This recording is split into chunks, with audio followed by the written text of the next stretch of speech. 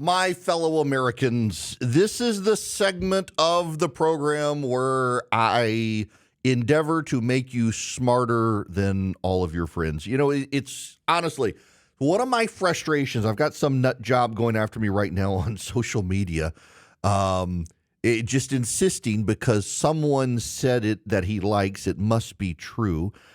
There is a plan afoot, a rumor circulated, put it to you this way, on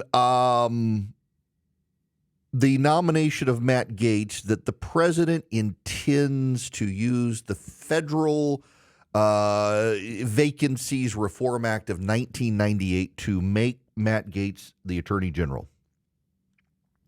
So I actually, let me just, as a lawyer who actually knows what he's talking about, this guy's like, oh, he wants to, I told him I actually did legal work on Federal Vacancy Reform Act. Back when I was a lawyer, I actually did work on this particular issue. I actually know the law on this particular issue.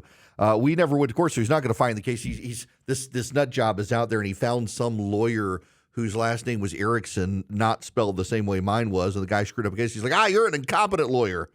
Yeah, you're not going to find my Federal Vacancies Reform Act litigation. It was actually a lot of memo writing and research at the time, but it involved a situation with the U.S. attorney situation during the Bush administration. I got to tell you, though, that I do know this area of law, and I understand the recess appointments clause. Not only am I a lawyer and can read this stuff, I have some practical familiarity with the Federal Vacancies Reform Act of 1998.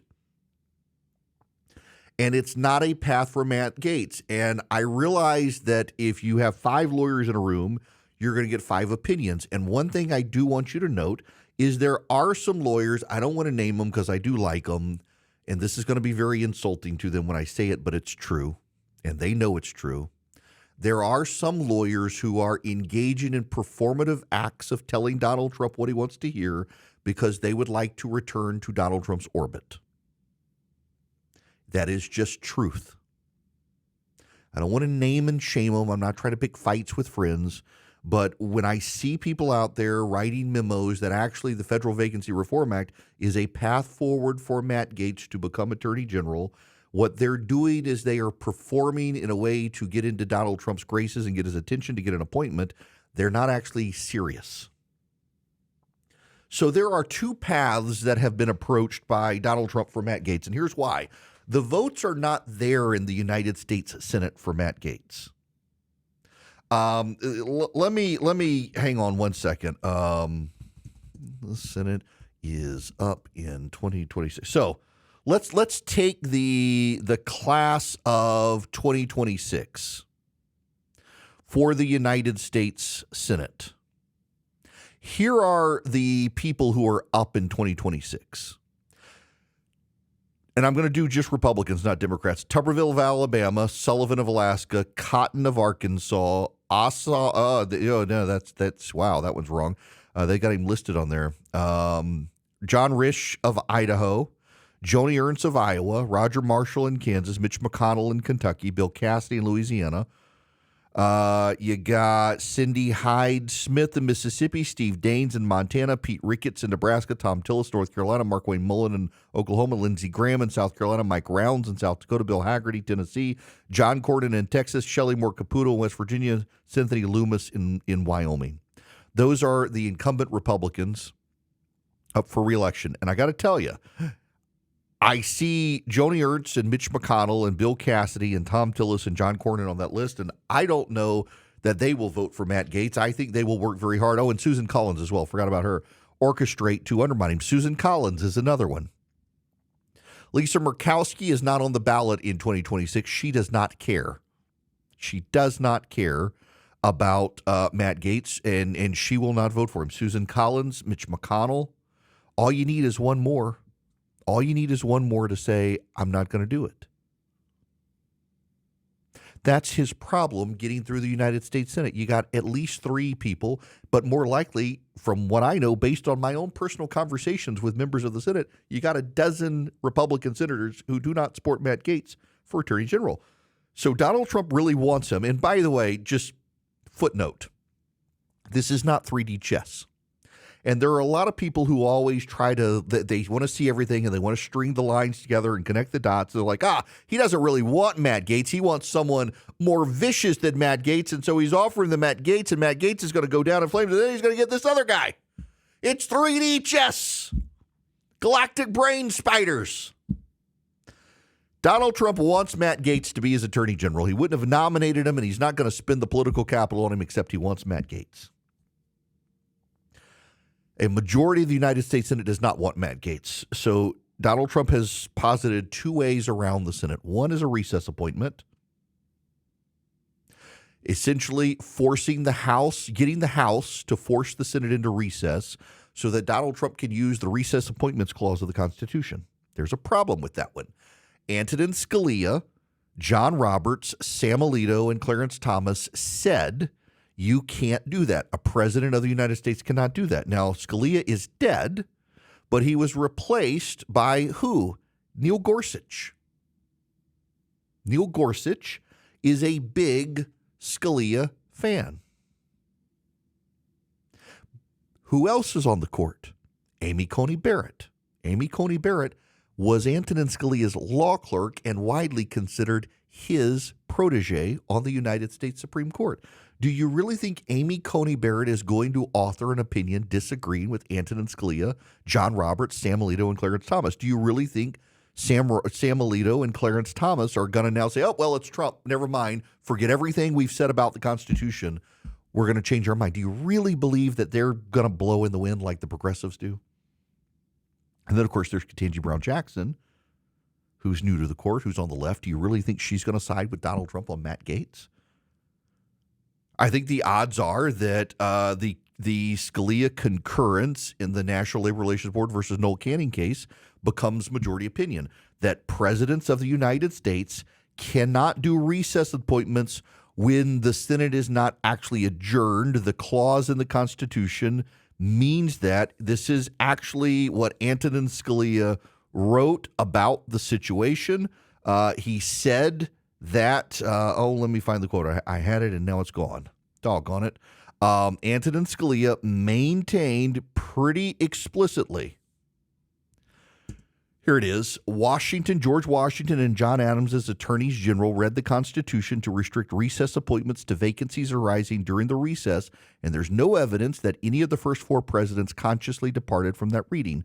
The contrary reading was first defended by an executive official in 1823, was vehemently rejected by the Senate in 1863, was vigorously resisted by legislation in place from 1863 until 1940, and is arguably inconsistent with legislation in place from 1940 to the present. The Solicitor General has identified only about 100 appointments that have ever been made under the broader reading, and while it seems likely that a good deal more have been made in the last few decades, there is good reason to doubt that many were made before 1940. I can conceive of no sane constitutional theory under which this evidence of historical practice, which is actually evidence of a long-simmering inter-branch conflict, would require us to defer to the executive branch. You're not going to get Roberts, Alito, and Thomas to walk that back. Now, there are people on social media putting up graphics of all the recess appointments, but they miss a point that must be understood. Presidents can make recess appointments, and many presidents have made recess appointments. George W. Bush made 171 recess appointments in 8 years in office. But for 6 of those years, the judicial or the nominations filibuster existed when Republicans controlled the Senate. So George W. Bush couldn't get a lot of his appointments in place because Democrats balked. So Republicans in the House and the Senate willingly together adjourned for more than 10 days so that Bush could do recess appointments. George Bush never forced the houses of Congress into conflict in order to do a recess appointment. George Bush had the House and Senate agree to recess so he could do these appointments. That's not the case here with Gaetz. There aren't enough votes to get the Senate Republicans to agree to go into recess so he can do a recess appointment. But not only that, what Scalia said is that regardless of past practice by presidents, if the vacancy existed when the Senate was in session, it can't be filled by recess appointment. That's the gist of what Scalia is saying. So now the other avenue where some cranks have gone is the Federal Vacancies Reform Act of 1998. And I actually have experience in this. Never, thank God, went to court on this issue, but I had plenty of experience, had to research the issue, advise some individuals on it, and here's the basic bottom line. You cannot use the Federal Vacancies Reform Act to put someone in as a recess appointment unless that person was already confirmed by the Senate for another position. The Congressional Research Service does a very, very good job of advising members of Congress on issues. And let me just read you their synopsis. It's very easy to understand. The Vacancies Act limits a government employee's ability to serve as an acting officer in two primary ways. First, the Vacancy Act provides that only 3 classes of people may serve temporarily in a position that is an advice and consent position.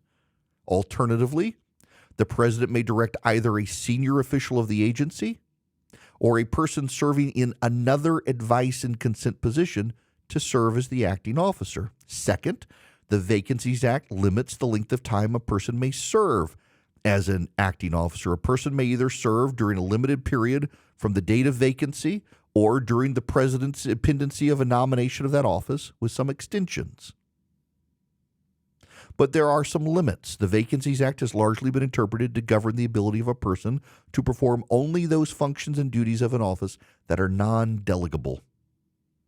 All of this is to say, if Donald Trump wants to use the Federal Vacancies Reform Act to put Matt Gaetz in as Attorney General, he first needs to find somewhere else to put Matt Gaetz that can allow him to withstand the advice and consent rule of the Senate, get him into the executive branch somewhere else, and then move him over to the spot of Attorney General. He could do that except, and this is the big issue here, there is court precedent that says the president isn't supposed to do in-runs like that. That's defying the Federal Vacancies Reform Act. That's defying the intent of the law. So he'd be on dubious legal ground. Now, here's the other thing. Let's say the president uses the Federal Vacancies Reform Act to put Matt Gaetz in as Attorney General. And then a court says he can't be there. This is the thing that everybody's missing here. If a court, and the odds are like 99% that a court would say he can't be there if they did this process as they're discussing it. Every action that Matt Gaetz did as Attorney General would be null and void. Any prosecution he brings against the left would get thrown out. Anything he did as Attorney General would go out the door. Any prosecution, anything that had the authorization of the Attorney General would be rendered null and void. So, 1, it's not worth it, and 2, it's probably not possible. Now, I realize, again, there are lawyers who tell you that it is, but, I mean, the key understanding here is that the very basic foundational premise of the Federal Vacancies Reform Act is that if you want to move someone into another advice and consent position within the executive branch without going back through the Senate, that person who you move into the position must also have been an advice and consent person. And there's a lot of case law on this, well, including involving Mick Mulvaney from the first term of the Trump office. A number of people from the Biden administration and from the Obama administration all ran into this problem. All I'm telling you is that if Matt Gaetz does not get confirmed by the United States Senate, it's going to be virtually impossible for Donald Trump to in any meaningful way make him Attorney General. And the amount of people out there online who are assuring all of you that actually it's very simple, here's what he can do, have no understanding of the law and no understanding of court cases that have involved these sorts of recess appointments. And all I'm begging everyone to do is just be smart about it. Yes, there are lawyers who will say it, but keep in mind those lawyers are performing to get back into the good graces of Donald Trump. They're not actually serious. That's part of the problem here is everybody has an opinion. But I'm telling you, I actually have familiarity with this area of the law. I know how this works. And the bottom line is every idea that's being floated out there defies either court precedent or the plain text of the law.